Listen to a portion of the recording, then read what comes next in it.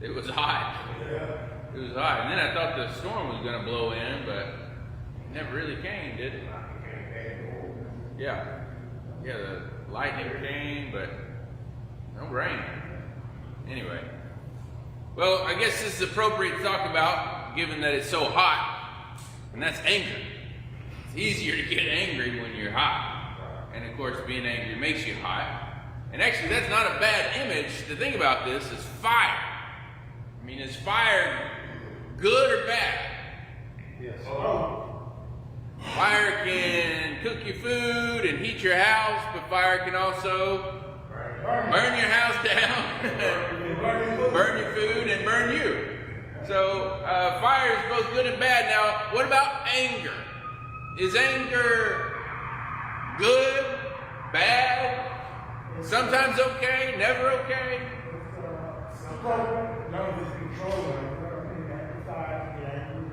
Okay. Maybe some kinds of anger are appropriate. You say control. Yeah. What did you say? I said the same thing. Okay. You could have a bully. You type of bully, you get so bad, you get the right way, you go hey! Get out of the way. Yeah. Just like fire, it can get out of control real easily. That's what, and it's about anger is so good getting to anger. Don't let your anger last. You gotta go to sleep with your anger. And then it festers over to the next thing. yeah. If it happens, you take care of it. Uh-huh. Okay. Now, in the Bible, we kind of get a mixed message about anger. And actually, the way Christians have thought about it, there have been two sides. So there have been Christians throughout history that have said, actually, we need to get rid of anger. Anger is bad for us. We need to root it out. Just period. And then there have been Christians who said, no, there's a place for a certain kind of anger. But then there are other kinds of anger which are dangerous, harmful. Within the Bible, we hear quite a few times about God's anger. And it seems like if God can get angry, then it must not be bad. God's good. Yeah. So we have, again, a lot of stories of God being angry or God's wrath. And yet, if you read through the Bible, we did a study of Proverbs not too long ago. If you read Proverbs, Proverbs always says, don't be angry. Anger is bad. If you read Paul's letters, anger is always on the sin list. I think every time Paul has a list of sins, anger or wrath is on there.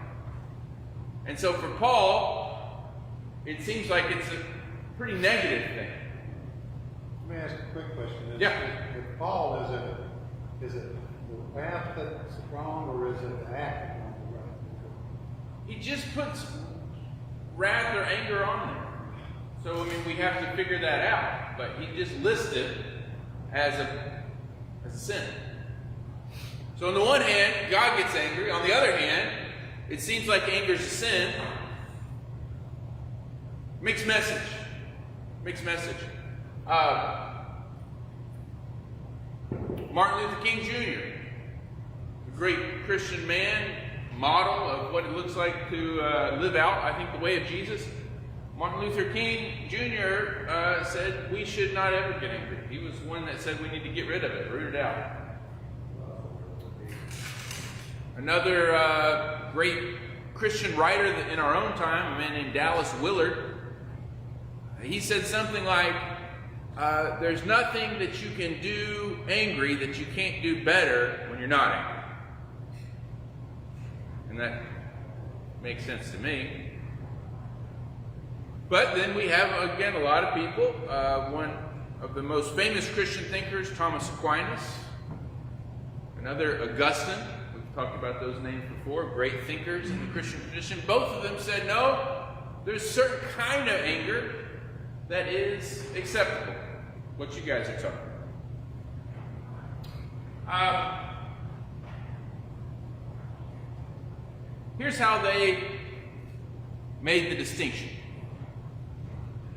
So, does anybody want to take a stab at it? Greg said control. Yeah. I would say Jesus was, he walked the earth, he was simply perfect, I said. There was a point in time where he got bad. Yeah. He went to synagogue to walk through the table. So, I feel like there's a certain way that you can be angry. It's like the Bible says, you don't let the sun go down, no wrath. Yeah. There's a certain time where you have to stand your ground. Stand your ground and just all out anger. Like I said, Jesus was perfect, but I said he still got angry. So, don't get angry sometimes, just like you show. How you show it? Yeah. Yeah, we'll come back to the story you just mentioned about Jesus in the synagogue. I want to come back to that because that's a model for us. Jesus has all the emotions that we do, but we believe he's sinless. Okay? So we're going to start doing this work of kind of figuring out what kind is acceptable, what kind's not, what are the dangers, and so on. One way we can do this is to think about anger as an emotion or a reaction. Something happens and it makes me mad. That's one kind of anger. But there's another way to think about anger that's not emotional. Anybody have any sense of that? The kind of anger that's not driven by emotion.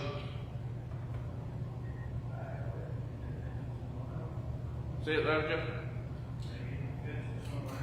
In defense of someone else? Somebody else said something? I have said something that they said once a month, each and every man have an oil that comes from food down his right. And once you connect that oil, they go back up and that comes to the Christ. They said it's right in the race, but they also created divisions, so you may know it's wrong now. That's why I said, that's why God said, God is the okay. That's me. Very deep. That's scientific fact. So it's biological, chemical. Yeah, it come down with the reading of the Lord once a month. Yeah. It goes down his mind, get the oil go back up. You know, Christ, purification of Christ. Okay, yeah. Oil, or people talking about like energy. I've heard that kind of language. Yeah, okay. It is biological, but that's kind of the emotional side. We have these emotions, and God made our bodies, and those emotions are God-given, right? So emotions aren't bad, but we can say there's a kind of anger that is an emotion. Anger is it's an emotion. I thought anger is an emotion. It is. Yeah, I'm saying there may be another kind of anger that's not an emotion. When we're talking about emotion, then the opposite would be a logical or a rational anger. That I can look at something or see a situation or experience it and just know this isn't, to your point, Justin, this isn't right. And it doesn't make me boil over, but there's a kind of anger there that's rational or logical. And this is the way in Christian history that those two things have been distinguished. And that rational anger is the kind that's usually good, because it is controlled. And this other kind is the dangerous kind, because it's often uncontrolled. It's a reaction. We'll see in just a minute, God doesn't have emotions the way we do, because God doesn't have a body the way we do. So when we talk about God's anger, it's not emotional, because God doesn't react to situations. But instead, when we think about God's anger or wrath, it's more of the rational or logical, because God does look at the world and see that things aren't the way they should be. See that things aren't just. See that we stand in the way of his good work in the world. And there's a kind of rational or logical anger. He was emotional when he angered. When he struck the rock instead of doing what God told him to. Yeah. And God, more rational anger, if he did something wrong, this is the consequence of that action. Yeah. That was anger. Yeah. Moses acted out of anger in that situation. Yeah, but that was coming out of an emotional response. It wasn't thought through. Now let's come back to sort some of this out. But let's actually, I think, go to the Jesus story. So there's two stories that, there's one major one that I think most people go to right away, which is the driving out of the animals in the temple. You mentioned that one. Yeah.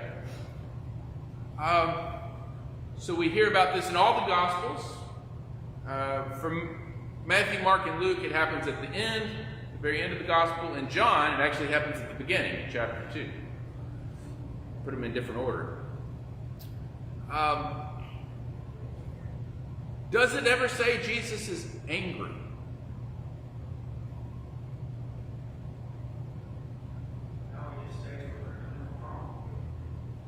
Yeah.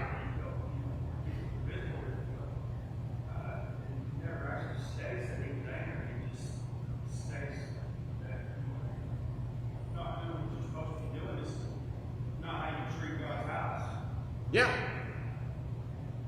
So we imagine Jesus angry, like flipping up tables as an act of anger. But it actually doesn't say he was just, if I'm flipping over tables, I've lost my mind, right? But there's a sense here in which this is controlled, or this is rational, or there's a purpose to Jesus' action. It doesn't say he's angry.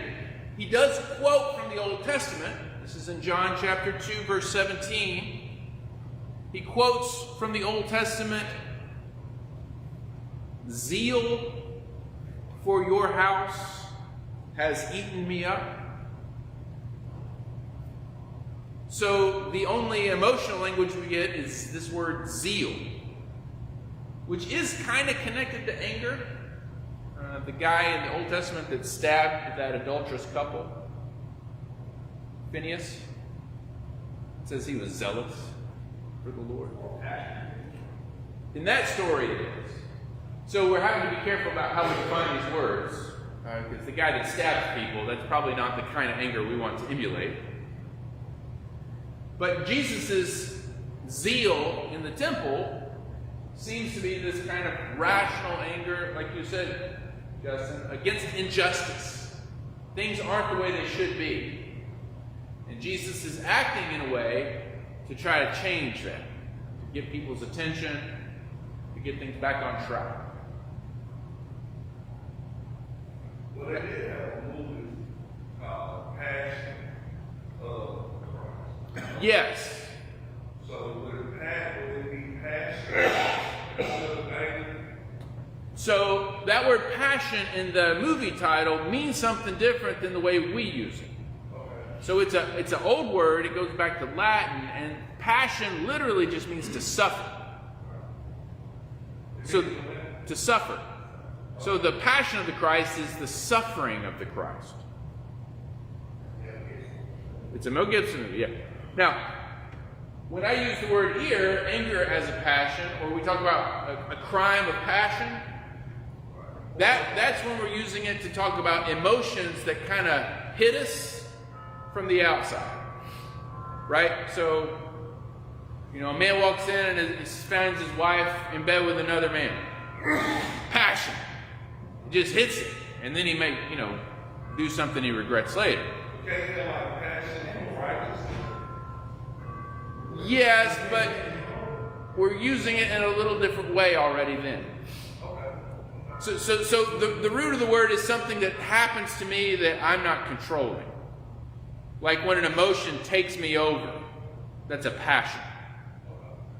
And generally those are bad because I want to be in control of my emotions and my reactions.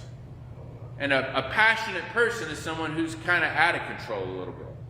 Now there may be a version of that that's not bad, but it's just how we use those words. Does that make sense?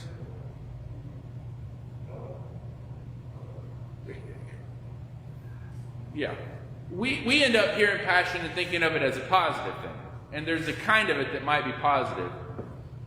But by and large, in the Christian tradition, the passions are a negative thing. Because I'm out of control.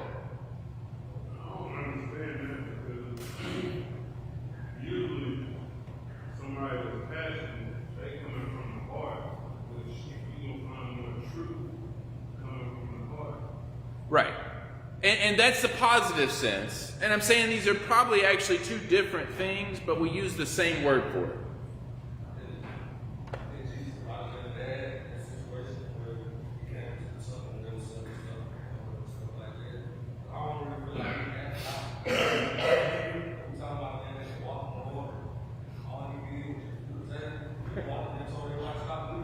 Yeah.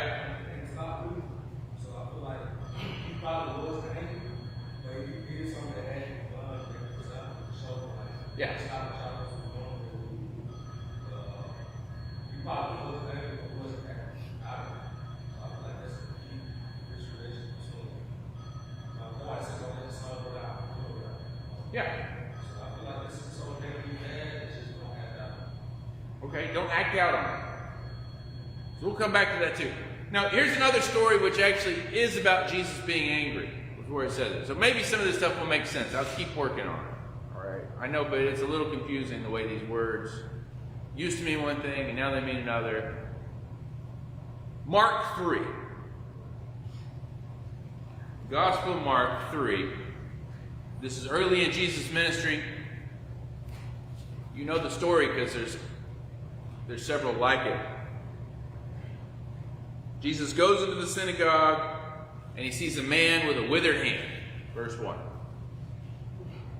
Verse 2. The Pharisees are watching him closely to see if he's going to heal this man on the Sabbath because they think it's wrong to do work on the Sabbath, and healing they're saying is a work. So they're waiting to see if he's going to break the law and they want to catch him. Right. Verse 3. Jesus initiates the healing. He tells the man to step forward. And then he challenges the religious leaders. Is it right for me to heal this man on the Sabbath? And they keep silent. And then verse 5. And when Jesus had looked around at them with anger, being grieved by the hardness of their hearts, he said to the man, stretch out your hand. And he stretched it out and it was made whole. Why is Jesus angry here? Because they would rather see him break the law than heal someone. Yeah. They would rather sacrifice that man's hand. But most of them went off man, Hang on, finish up. They're willing to sacrifice that man's hand just to see if, see they want Jesus to break the law. They're more concerned with, following the law than being kind to someone. Yeah. Which is, that makes me mad right now. Yeah. Why would it's like asking the doctor, you walk over with a broken hand, you can't do it. We're going to watch you to see if you did it, ain't that being petty? Yeah, being petty, just not failing to be kind. I think that's one way to put it. What were you saying?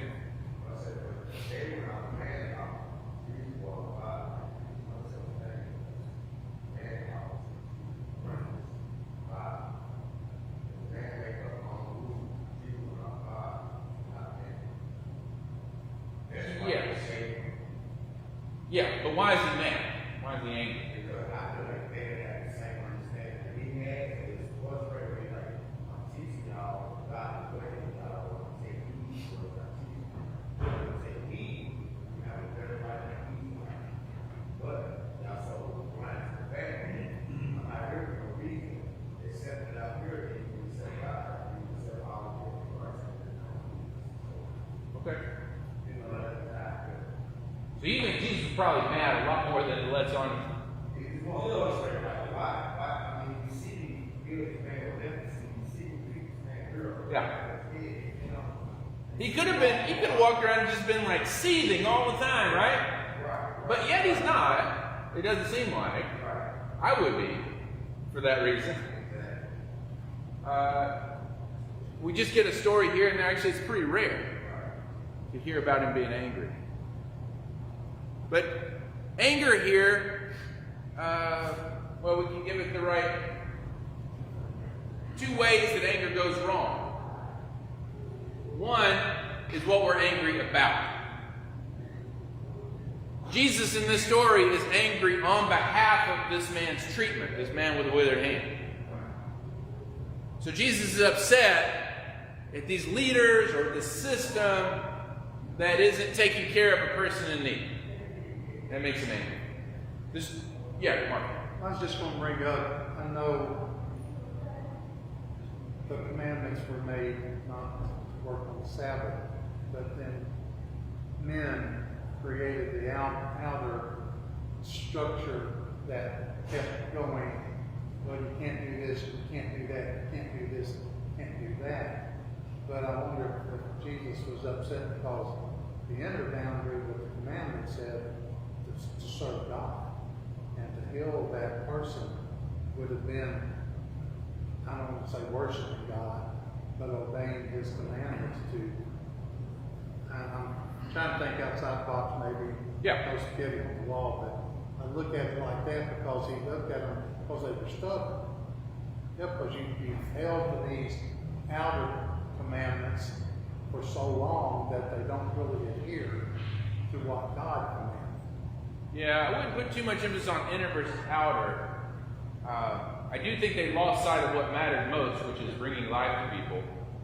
Right. But on the other hand, God doesn't say how to observe the Sabbath. He just says do it. So it's back to us to figure that out. So, there's no way around it. To try to follow God means we have to, as human beings, figure that out. And they were doing the best they could on that. They just lost sight of which is what we all do. Yeah. But I don't want to get too distracted with the Sabbath laws. Because the point, again, is what was Jesus angry about? What's he angry about in the temple situation? The disrespect.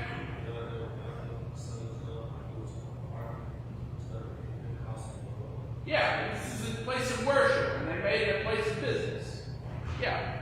So he's angry at the injustice of it. When God is angry in the Old Testament, God's anger, very often, especially in the prophets, is about what?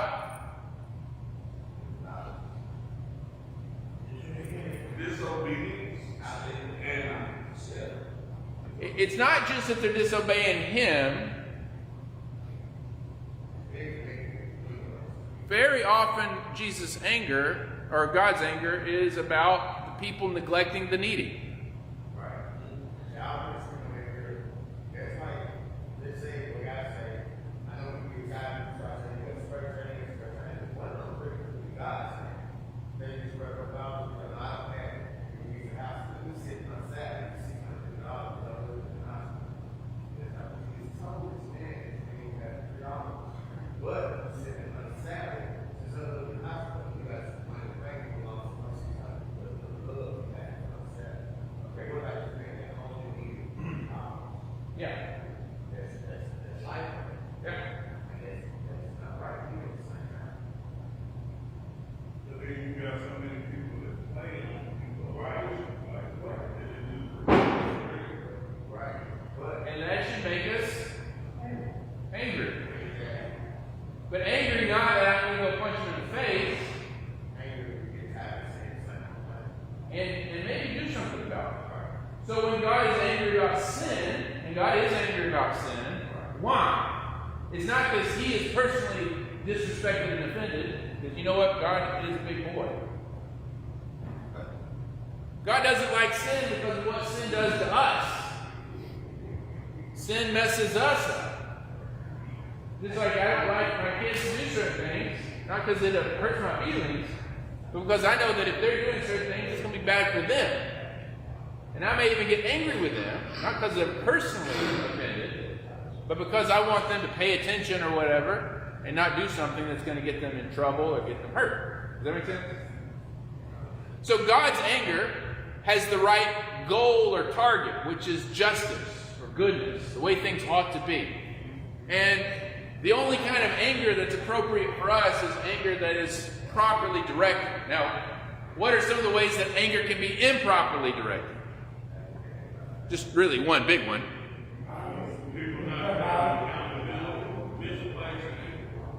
Okay, not taking accountability. Well, you said we can anger be out of control when we become Yeah. When do most of us get angry? I'm not talking about the good kind. When we get our feelings hurt, if we get cut off in traffic, if someone looks at us in the wrong way. That's what my kids do. Usually looking at me. Misdirected anger is anger that's just about me. I am offended. I am hurt. Does that make sense? That's universally a bad thing. Properly directed anger is anger on behalf of others or on behalf of justice. Yeah, that's a good way to put it. Yeah. Yeah. So that's the first thing. What is it directed at? The second thing, and you've already mentioned this, is how do we express the anger? And there's a lot of bad ways that we can express that anger, right? Yeah. So we've seen that these vices are like mothers, call them mother vices, and they have daughters, right? So they're root sins that produce these fruits. So what are some of the negative effects of this, of the bad kind of anger? What's the dangers of it? How does it burn us? What? Conflict. It can lead to conflict, or in traditional language, strife. Okay, what else?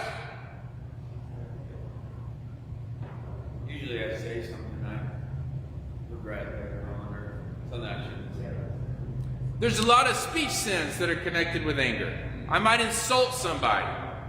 That's a common one. There's a lot of sins of the tongue around anger. Yeah, what else?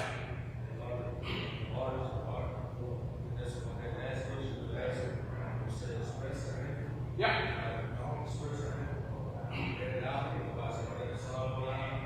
Yes. Yeah, exactly. It does something to your heart if you hold anger inside. Yes. It's like a worm in the apple. It rots it.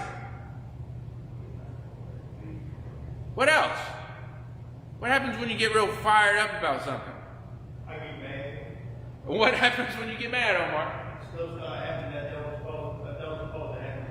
And if you were in your right mind, would you do those things? Yeah. I'm gonna be honest, because at that time, my wife, you know, we were wrong. Right. I could have been wrong, but I was right the whole time. Well, think about a kid then. We'll put it on something. When a kid just gets mad. Sometimes kids don't really know what they're doing. Yeah. Because getting angry sometimes causes us to kind of lose our mind. Right. So one way to talk about this, anger blinds us. I don't see right. I don't think right. Right, yeah. And that's the losing control. Anger just takes over. It's like a tsunami in our brain. And it is biological. And when anger takes over, we talk about seeing red or something like that, right? I'm not perceiving the world correctly. You guys have mentioned most of these. Oh, you said violence. And of course, that's where anger often leads, right?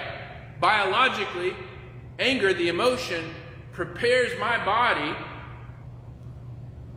to fight. It gets me ready to do violence or to do harm.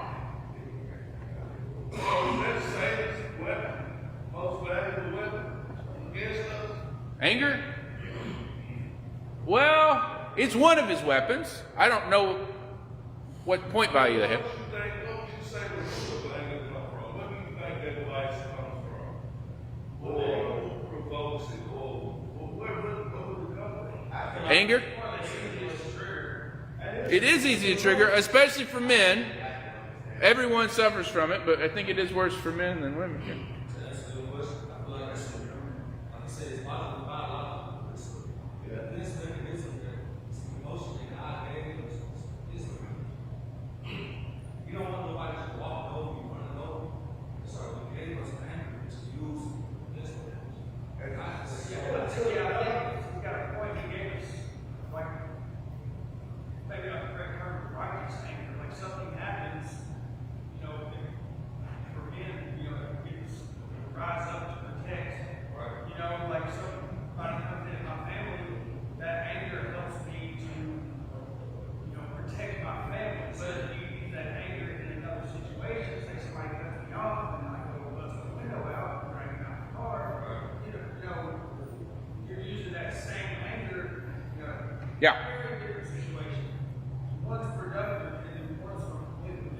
Yes. Now, what makes it so dangerous in playing with fire is sometimes even the good kind, the righteous kind, I can think it's a righteous anger, right? But really it's still about me. And then I go and do things. I might hurt someone or say something. And I think, because I justify it in my mind, well, I should be angry because, but very often, it's still about me. It's not about this other thing. So, even the best kind of anger, there's a danger there. And one last thing, and then we gotta be done. What are the signs that your anger is not the right kind of anger? Well, there's 3 of them. They come up often in Scripture. One is if you are irritable, quick-tempered. James says, be slow to anger. God, even though God is described as angry, he's also called, he's slow to anger and abounding in steadfast love. So, are you quick-tempered? Do you get angry real fast? That's a problem that needs to be addressed. The second one is, do you have an excessive reaction when you get angry? Do you blow up? That's a problem too. That's a problem too. It's got to stay under control.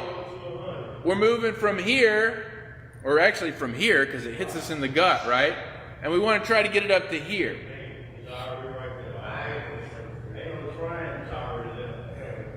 Third thing, do I stay angry for too long? Am I holding the grudge? Am I...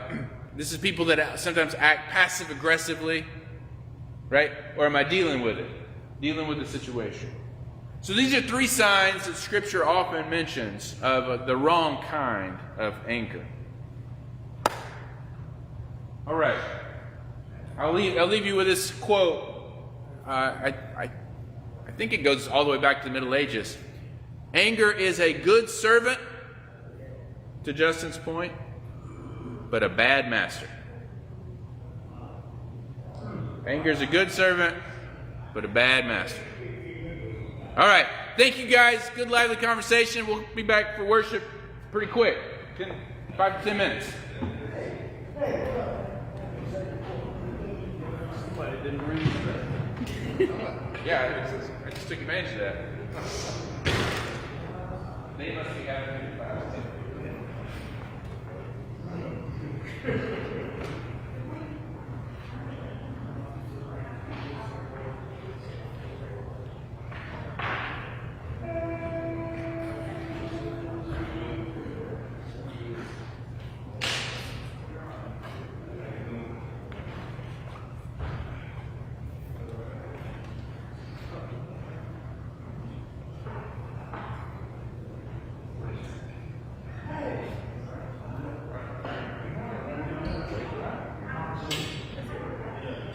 I really like that last quote. Where'd you find that? Anger is a good servant, but a terrible master. I love that. Yeah, it's good.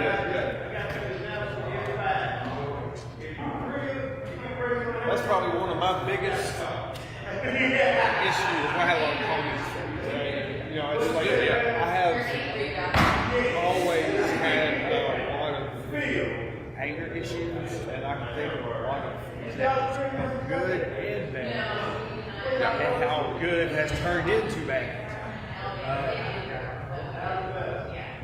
That's actually giving me.